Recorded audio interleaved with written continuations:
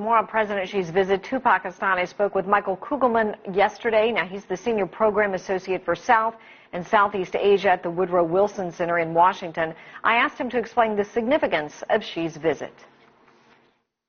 Well, it's critically important for Pakistan. China has always been, for Pakistan, one of its most trusted allies. It can always depend on getting a lot of things, money and other things. So this is no exception.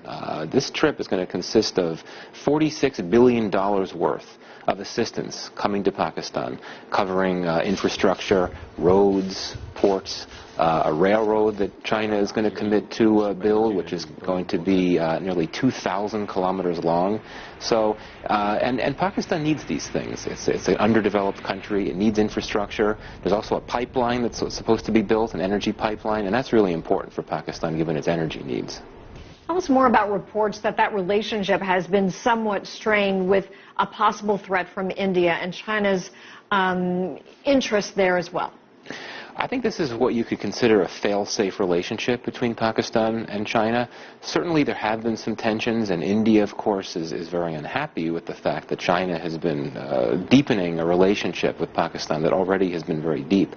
But I don't really anticipate any problems. I think that India understands that this is a relationship that's been so deep for so many years, and I think there's simply an expectation that not much is going to change.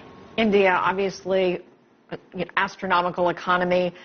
Things are booming there. Tell us about China's interest there. Well, I mean, China and India have a very complicated relationship.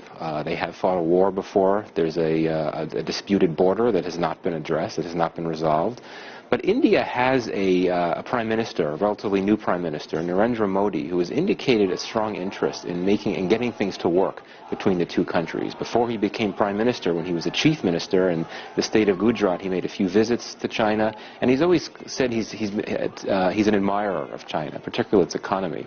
And these are two countries, China and India, that increasingly see eye to eye on many issues in the broader South Asia region. Particularly, they both value the need for more stability in Afghanistan and certainly in Pakistan as well.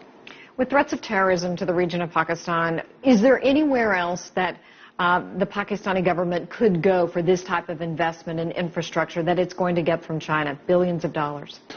Well, I mean, this trip that China's president is making is really going to be focused on economic issues, with one exception, and that is, as I've heard, China is going to be providing some submarines, or providing funding for some submarines to Pakistan.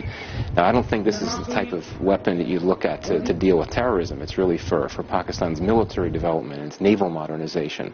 But China certainly does worry about the terrorism issue in Pakistan. It really feels that the Pakistani tribal areas are an area where Uyghur militants have been stationed, and they've used this area as a staging ground for attacks in China. So certainly there is a concern, and if you want to try to identify one potential tension point in the China-Pakistan relationship, it would be the fact that, according to Beijing, you have these militants holed up in Pakistan that Pakistan hasn't done enough to deal with.